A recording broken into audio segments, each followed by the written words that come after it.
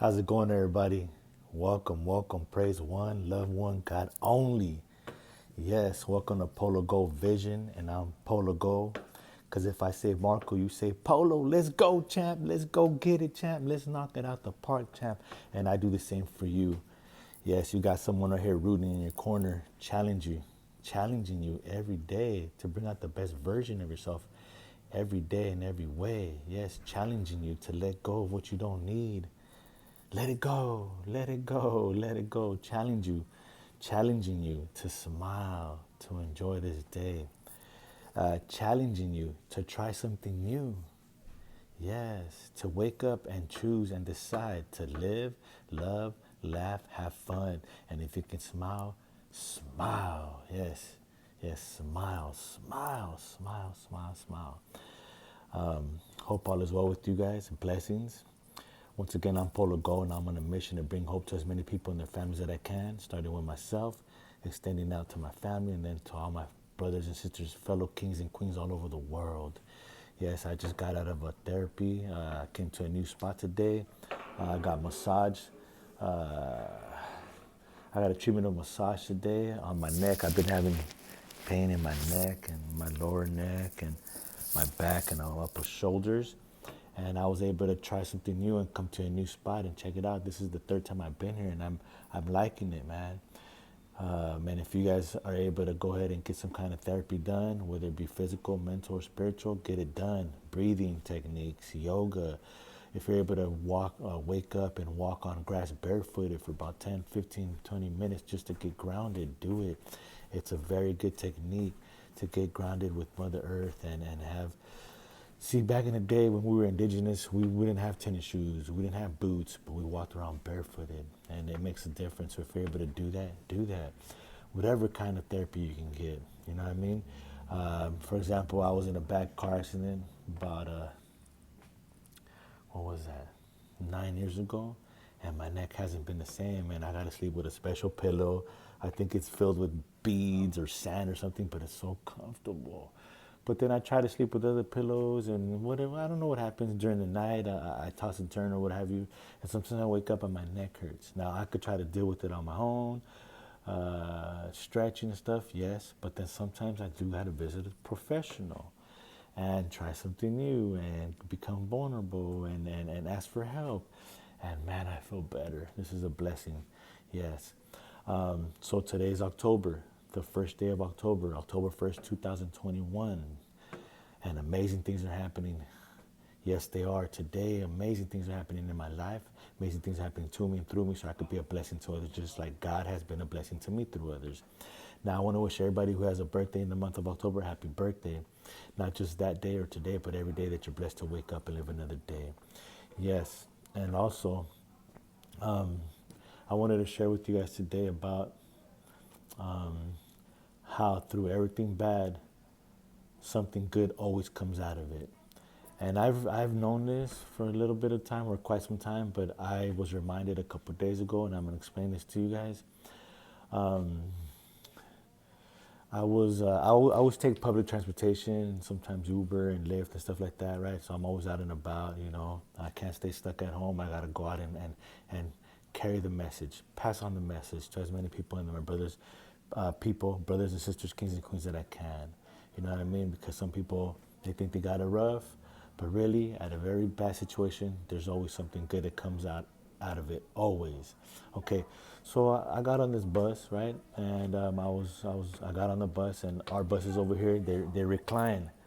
So I got on the bus and I was trying to see, you know, as best as I could if there's just an empty seat. Because believe me, there's been times where I sat and there's somebody sitting there, and I'm like, oh, like I'm sorry, I didn't mean to do that, I'm sorry. And they're like, oh, it's okay, or you know, what have you. And sometimes they get mad, sometimes they understand, what have you, right? Well, on this particular day, a couple of days ago, I sat down and then I sat next to the window, like this window right here, right? And I leaned my seat back, and then I felt that the person, I guess there was somebody behind me, and I felt that that person moved to the aisle seat, and he was like, "Rrr," he was murmuring, and I said, "Oh man," and I looked back, I said, "I'm sorry, you know, I'm sorry," And then he kept murmuring, and I said, well, I'm sorry, bro, I'm sorry. And he started flipping me off. But he wasn't saying words. He wasn't really speaking. I don't know if he knew English. I don't know if it was something wrong with him, either mentally or physically. I don't think he was physically sick, but I think maybe mentally. But he kept, I'm like, dude, I'm sorry, I said it twice. And then I kind of could figure. It seems like he was flipping me off. He kept going like this, and then he even got up his seat and went in my aisle seat, and he was like, and I was like, whoa. So what I did then, I put my back towards the window of the bus, right? And now I got this clear view right here of what I can see, right? Because I do use a cane, you guys. I do use a cane, but I don't use my cane to make excuses. Because in life, you make excuses, you make it happen. So don't you guys ever use my cane as an excuse to say, "Well, Marco, it's because you use a cane, so you see things different." No, don't do that. We all have an opportunity each morning when we wake up to choose and decide to live, love, laugh, have fun, enjoy, let go of the past, and challenge ourselves to bring out the best version of ourselves. It's all on you. It's all on me. It's on how I think, right? Okay, so I had my back up against the window. I'm just being posted. I'm like, and then all of a sudden he got up and he moved back a couple seats back.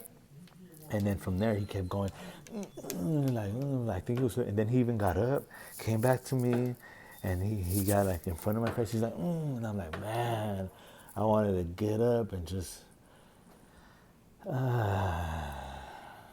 act violent, or it happens to me too, you guys. I'm not perfect. I fall short every day. I wanted to get up and grab him and just mop the floor with him. But I'm like, nah, man, just chill out, bro. This is not as bad as it seems. It's not that bad as it seems. I'm alive. I got somewhere to go. I got to complete this day on a good note. And I got to make sure that when I make it to the end of this day and I lay down, that I rest my neck and I could say I'm at peace. Because things do happen, right? So he kept doing that. He kept doing that. And I'm just looking at him like, wow. And then I'm like, damn. I'm like, Father God, I don't know what it is, but please touch his heart, touch his mind, touch his soul. I don't know what's going on, right? And then I'm just like, I'm there posted, and I'm just like, being patient, because it's a trap, and I'm not gonna fall for any traps. I have a state license. I can help anybody in the United States of California, and I'm working on getting my federal license. So I'm gonna be federal licensed. So I'm not a normal citizen. I'm a public figure now. The microscope or the magnifying glass is more on me now than ever. You know what I mean? Plus, I don't live like that no more. I don't have to want to do nothing that I don't have to do, because they're just traps. They're insignificant and irrelevant distractions and situations that will arise on a daily basis. And they might be bad scenarios, but something good always comes out of that.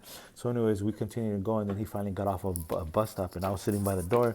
He got up, he went to the door, and then he turned around, and he said, I think he was flipping me off, but I'm not sure. But and then I'm just looking at him like, man. And then he got off, and then I'm like, oof. I was like, okay. Then I got to the end of my line, and then I got up, and I was trying to see if there was any other people back there that might have seen.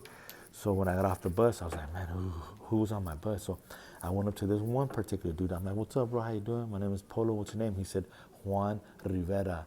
I said, bro, were you on the bus with me? He said, no.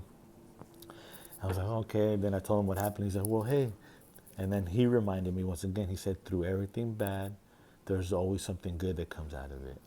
And then we were in deep conversation, and he's changing his life, and he's also legally blind like me. In his right eye, he has cataracts. He can't see.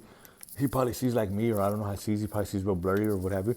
But on his left eye, he sees very good, and he's able to use his phone and stuff like that. And I was like, man, what a blessing. I wish I could have one eye to see real clear. But then I said, you know what? I'm okay. This is my gift.